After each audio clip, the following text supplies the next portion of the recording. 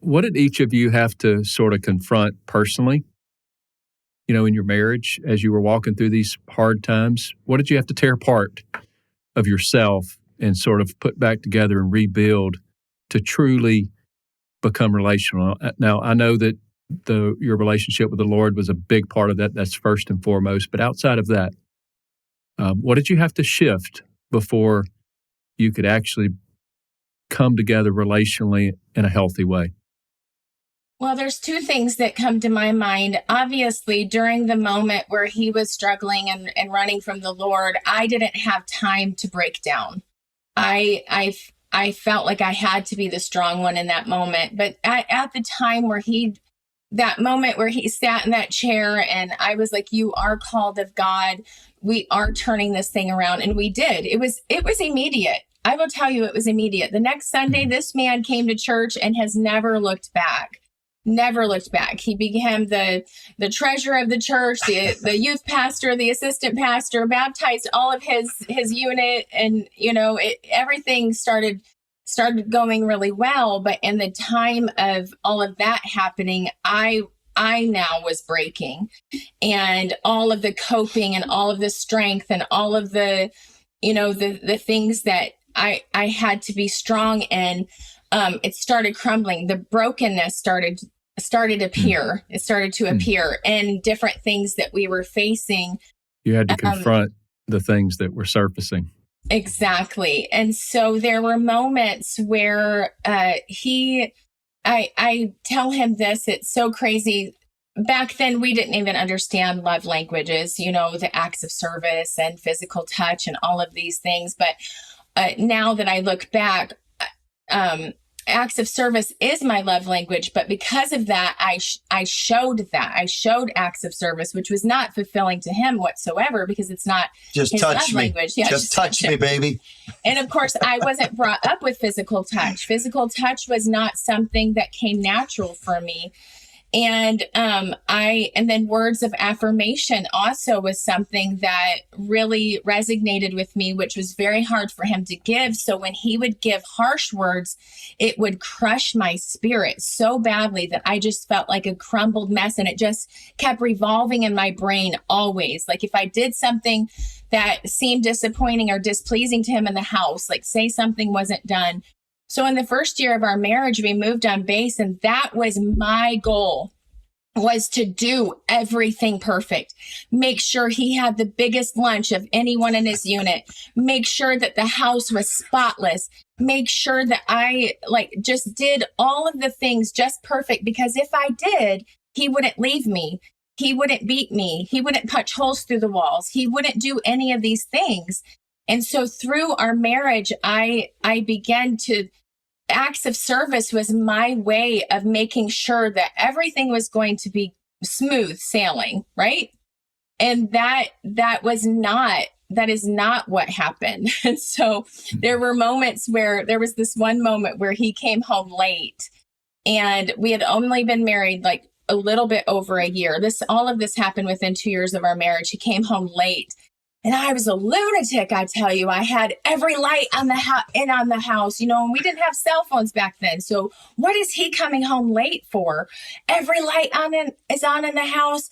And I'm just standing there when he comes in, and he comes in with a buddy from work. And I'm just like, what is going on? All these things are spinning in my head. And all he can see is that I'm very angry. I'm very, very upset, but he has no idea why, because he feels like he knows why he was late, but I don't. And so in that moment, when this guy left, I broke down like a hysterical, crazy woman. And I remember him holding me and thinking, what in the world? And so, because I'm thinking all this time I'm doing all these things right, so he shouldn't be late. He shouldn't be late for dinner. He shouldn't be, what is happening? And so that, for instance, just led into a spiral of different things. There were moments where, of course, there was violence in my life. There was alcoholism in my life and my upbringing. And there was a moment where now we look back on it, but it was the catalyst of what sent me down a horrible trail. Thankfully, it didn't last long. God rescued me. But I remember we were the youth pastors at that point in Landstuhl, Germany. And we had a young person with us, and we drove up. I was driving, and we drove up to a Burger King. And as a kid, my father, and I can tell these stories. I have permission from my dad at this point. I haven't shared a lot of this, but our relationship is healed. But with my father, he thought he was always going to teach us a lesson of, gratefulness. And I remember it was a Burger King at this moment where my dad, he took us through the drive-thru, and I was the driver, and I did the order wrong. And when I did the order wrong, he said, drive off. So we drove off without getting any food, and we did not eat that day.